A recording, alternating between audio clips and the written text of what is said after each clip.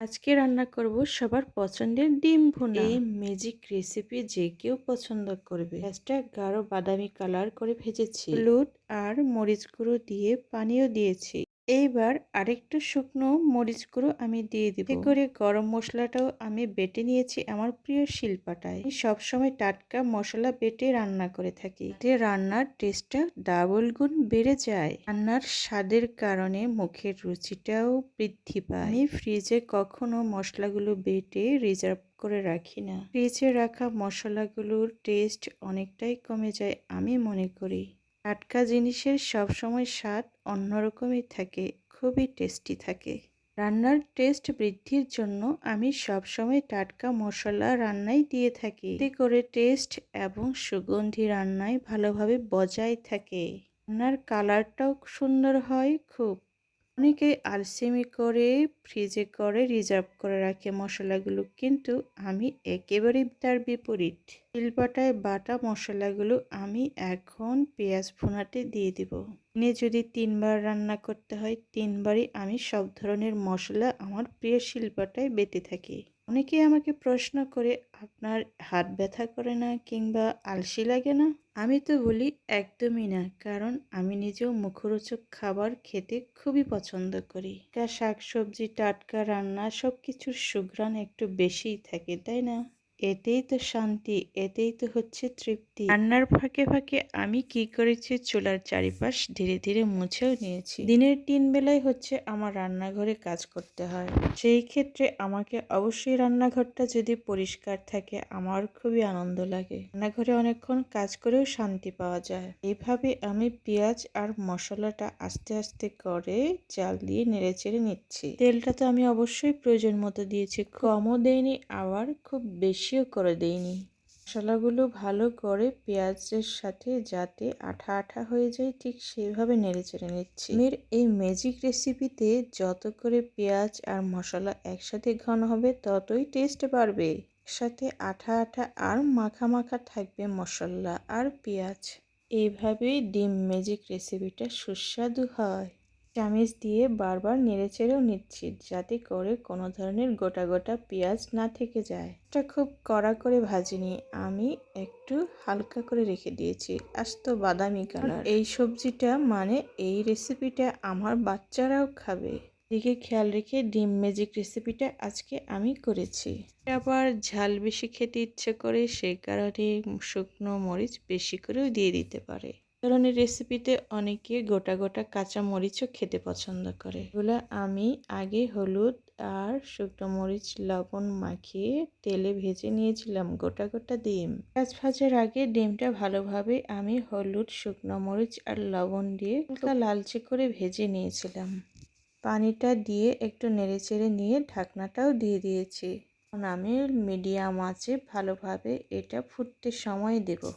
ঢাকনাটা দেওয়ার পর কাচের এইভাবে ঢাকনাটা উপর থেকে ভেতর পর্যন্ত খুব ভালোভাবেই দেখা যায়। রান্নাটা এত সহজ নয়, আমি সবসময় বলি রান্না হচ্ছে একটা ধৈর্যের বিষয়। খুব সহজেই হয়ে গেল, কিন্তু এই যে মশলা এত সুন্দর নিখুঁতভাবে বেটে তৈরি করতে হয় শিলপাটায়, ওর হাত দিয়ে ঘুরিয়ে ঘুরিয়ে নেড়ে চেড়ে কতভাবে সুন্দর করে সিস্টেমও করতে হয়। রান্নার মুখরোচক করতে অবশ্যই রান্নায় মন দিয়ে রান্না করতে হয়।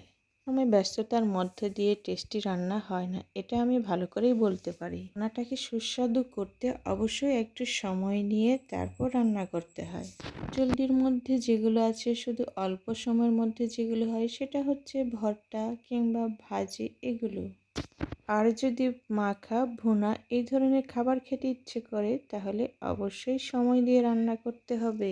আমার রান্নার প্রক্রিয়া অবশ্যই একটু ধৈর্যের সময়। এগুলো আমি যদিও অনেক আগেই সিদ্ধ করে ভাজা ভাজা করে রেখে দিয়েছিলাম গোটা গোটা ডিম, তারপরে এত ফুটতে সময় নিচ্ছি কেন, কারণ মশলা, তেল, হলুদ, লবণ সবকিছু ডিমের সাদা অংশে লেগে থাকবে, এটাই হচ্ছে টেস্ট। বিশ্বাস যদি না হয় তাহলে একটা সেদ্ধ ডিম আর ভুনা ডিম অবশ্যই খেয়ে দেখতে পারেন।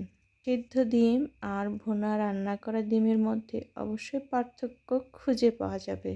ধীরে ধীরে এটাকে ভালো করে ফুটতে সময় দিচ্ছি। রান্নার ফাঁকে ফাঁকে আমি কিন্তু অনেক কাজও করে নিচ্ছি। সব সময় তেজপাতা দিয়ে থাকি, কিন্তু আমি আজকে তেজপাতা দিইনি, এমনি রান্না করছি। ডিম ভুনার আসল মজাটাই হচ্ছে পেঁয়াজ, ঝাল আর মশলা। অনেকে মশলা ব্যবহার করে যে টাটকা মশলা নয়, অনেকে আবার টাটকা মশলা ব্যবহার করে রান্না করে। এগুলো ঝরঝরে টাটকা মশলা, সেটা যদি বেটে শিলপাটায় বেটে আমি বলতে যাচ্ছি রান্না করেন, তাহলে দেখবেন তরকারির টেস্ট অনেক বেড়ে যায়, সুন্দর সুঘ্রাণও পাওয়া যায়। আর যেগুলো পুরনো মশলা, সেটা দিয়ে যত যত্ন করেই রান্না করেন না কেন, সেই রান্না ততটা টেস্ট হবে না, বলে দিলাম। আমার কথা হয়তো অনেকে ভালো করে বুঝতে পেরেছেন, অনেকে বুঝতেই পারেননি। একটু পর ঢাকনাটা খুলে আমি কি করছি, গোটা গোটা যেগুলো পেঁয়াজ ছিল সেটা একটু চামিচ দিয়ে ভেঙে দেওয়ার চেষ্টা করছি, যাতে করে একটু গুলে যায়। পেঁয়াজগুলো একটু গুলে গেলে সেটা খেতে মজা হবে, ঝোলটা। অনেকে আবার ডিমটা ঠকঠকে ভুনা করতে পছন্দ করে, আমার লাগবে তো হালকা ঝোল। আমার পছন্দ মতো আমি আজকে হালকা ঝোল রেখে দেব, একবারে ঠকঠকে ডিম বোনা খাবো না। ঠকঠকে ডিম বোনা তখনই খাবেন যখন আপনার এক্সট্রা আলাদা ডাল কিংবা সবজি কিংবা অন্য কিছু তরকারি থাকে। আসলে অনেক সময় লাগছে মনে হচ্ছে, কিন্তু আমার তো এতটাই সময় লাগছে না। সময় বলতে গেলে কমপক্ষে 20 থেকে 25 মিনিট বা আধা ঘন্টা তো লেগেই যাবে ডিম বোনা মজাদার করতে হলে। আর আমি তো ভিডিও এডিট করে তৈরি করেছি মাত্র কয়েকটা মিনিট। এভাবেই না আমার তৈরি হয় ম্যাজিক রেসিপি ডিম ভুনা। বাকিটুকু কাজগুলোও আমি করে নিয়েছিলাম। এই রোজ আমার খুব তাড়াহুড়ো করে স্কুলে চলে গেছে, দুপুরে খাবারটাও নেয়নি, ওর জন্য আমি কিছু খাবারও রেডি করছি। পট করে বক্সটাতে আমি গরম গরম ভাত দিয়ে দিয়েছি, আর ঢাকনাটা দেইনি, ফেনে করে ভাত ঠান্ডা হওয়ার জন্য রেখে দিয়েছি। এবার বুঝি আমার রান্নাটাই হয়ে গেছে। চামিচটা দিয়ে আমি ভালোভাবে নেড়েচেড়েও নিয়েছি, আর লবণটাও টেস্ট করে নিচ্ছি। লবণ আমি সবসময় একবারে দিয়ে থাকি না, আমি কয়েকবারে টেস্ট করে থাকি। কোনো তরকারিতে যদি একবারে লবণ দিয়ে দেওয়া হয়, তাহলে সেখানে কমও হতে পারে, আবার বেশিও হতে পারে। তরকারিতে লবণ দেওয়ার ক্ষেত্রে আমি বেশিতে সবসময় যেতে চাই না, কারণ বেশি থেকে কমানো একটু কঠিন হয়ে যায়। এ কারণে আমি লবণটা সবসময় ধাপে ধাপে দেওয়ার চেষ্টা করি। এটা ছিল রাতের তরকারি, একমাত্র এটা আমিই খাবো, কাউকে দিব না, কারণ এটাকে গরম করে নেব, আর টাটকা তরকারিগুলো আমি বাচ্চাদের খেতে দিব। ঝোলটা একেবারেই কমে গেছে। এটা ছিল নদীর মাছ দিয়ে কিছু সবজি ছিল, সেটা দিয়ে রান্না করা। অল্প একটু পানি আর 1 চিমটি লবণ দিয়ে এটা আমি আবার গরম করব কিছুক্ষণের জন্য। এখানে আমি চুলার আঁচটা অনেকটাই কম দিয়েছি, যাতে করে আস্তে আস্তে করে আমার তরকারিটা গরম হয়। এদিকে আমি একটা বাটি নিলাম রোজের জন্য, রোজ এটা দুপুরে খাবে, ওর জন্য আজকে আমার খাবার নিয়ে যেতে হবে। প্রথমে ডিমটা দিয়ে দিয়েছি, তারপর ঝোলগুলো আমি ধীরে ধীরে নেওয়ার চেষ্টা করছি। ওর জন্য মাঝে মধ্যে করে দুপুরে আমি খাবার নিয়ে চলে যাই ওর স্কুলে। আমার কষ্ট হলেও আমি ওর জন্য নিয়ে যাই, কারণ আমি যদি না নিয়ে যাই ওর না খেয়ে বসে থাকতে হবে।